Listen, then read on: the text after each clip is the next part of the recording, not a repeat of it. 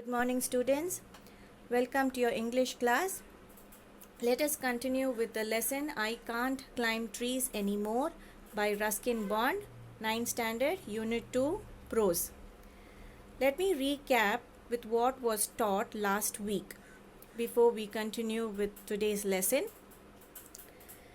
Now, we spoke about that a visitor had come to his ancestral house and he's looking at his house, his old house, over the garden, which is and the house was built with one granite rock. And as he is watching the house, a little girl comes and asks him what he is looking at. Why is he looking at her house? Because she's staying in that house. And then they keep talking to each other, and he asks how long she's been staying in that house, and then she says she's been staying there for past 3 years. Then she'll ask him whether he's come to buy that house, and then he says no, he was just looking at it, and it was his house 25 years ago, and after his grandmother died, they sold the house and they left that place. So now he's come back to that house and he wants to just look at that house. So let us just listen to what happens next now in this story.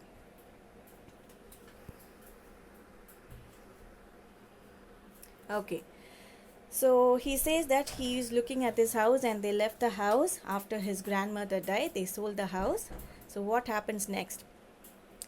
She was silent for a while, taking in this information. Then she said, "And you'd like to buy it back now, but you don't have the money." So because he did not look very prosperous, so she's thinking that this visitor is come back to that place, that house, and looking at her house where she's staying now, and she asks him, that means you want to buy this house back, you want this house for yourself again, but you're not having the money, because in his appearance he's not looking like he's a very successful person who's not very financially sound. So he replies, the visitor replies, the middle-aged man, "No, I wasn't thinking of buying it back, just wanted to see it again, that's all." "How long have you lived in it?" So she replies, "Only 3 years," she smiled. "Would you like to come in and look more closely?"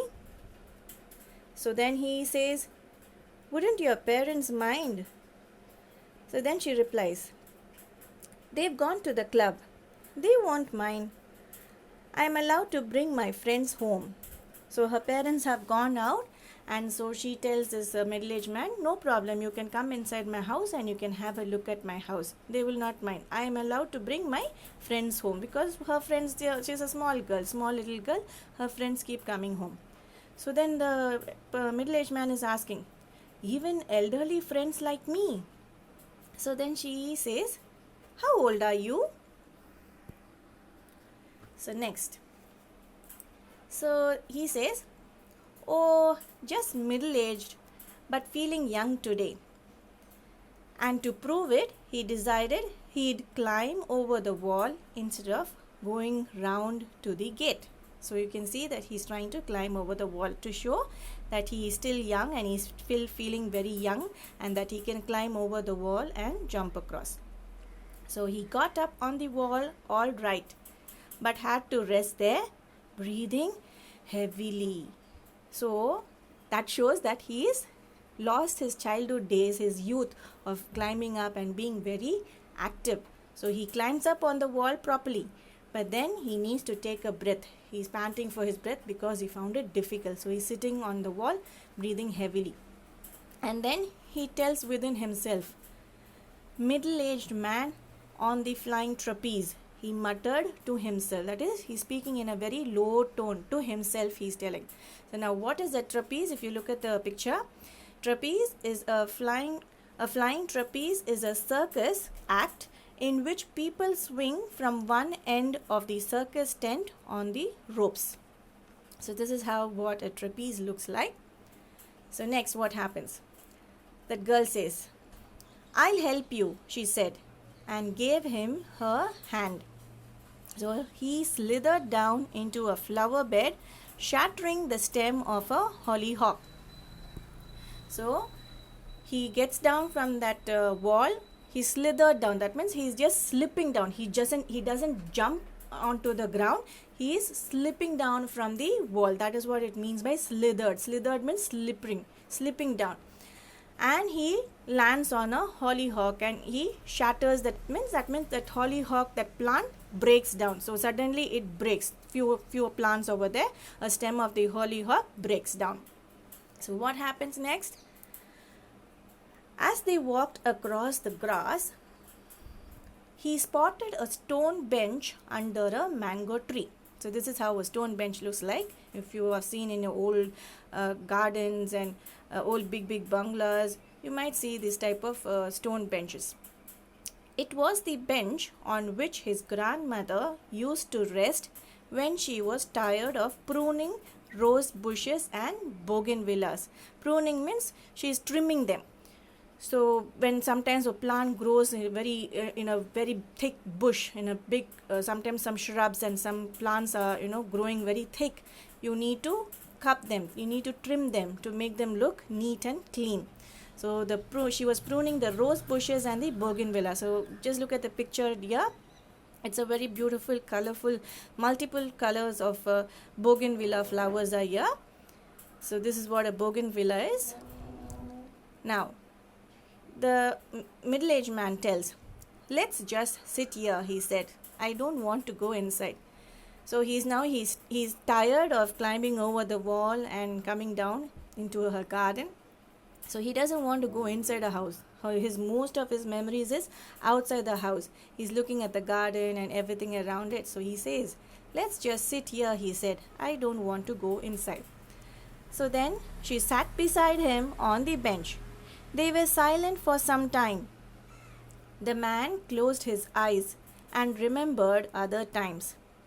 Other times means in his childhood days, what all happened, he's remembering. It's like a childhood, all his childhood memories are coming back to his mind when he closed his eyes. The music of a piano, the chiming of a grandfather clock, the constant twitter of the budgerigars on the veranda, his grandfather cranking up the old car. The chiming of the grandfather clock. This is the picture of the grandfather clock. In olden days, this clock was used in houses where each time every hour when it passes, it will make a sound, the chiming sound, but it's a very melodious sound. Then the budgeriga's twitter, it's like almost a kind of African bird, parrot birds. They make a lot of twittering sounds. And his grandfather cranking the old car. So olden days, the cars were used, they have some kind of tool which is being used to start up the engine. You fix it up in the front part of the engine car and you crank it to get the car started, to start the car. Next we will look at the glossary. Meanings of some words, the hard words from this lesson, what is being read out today. So as I mentioned earlier, trapeze, it's a horizontal bar hanging by two ropes and free to swing, used by acrobats in a circus. So the act of swinging on this horizontal bars, on this horizontal bar hanging on two ropes, it is called an acrobatic act in the circus. Next, bougainvillea, it's an ornamental shrubby climbing plant that is widely cultivated in tropics. The plant, the flower which you have seen, we can even see it in our local city also. In few houses you will have this shrubby climbing plant which gives more beauty to the house. Sometimes you can see it on the gates or on the walls. Sometimes you can see these kind of flowers, this plant which looks beautiful. Next word, prosperous, means flourishing financially. Next, muttered, to utter words in a very low tone. Slithered, slide or slip unsteadily on a loose or slippery surface. Shattering, to break suddenly and violently into pieces. So to break suddenly and violently into pieces. Next, pruning, the act of trimming a plant. Chiming, make melodious ringing sounds typically to indicate the time. Cranking, start or get going. So the remaining part of the lesson will be continued in the following week. Thank you for listening to this lesson, children.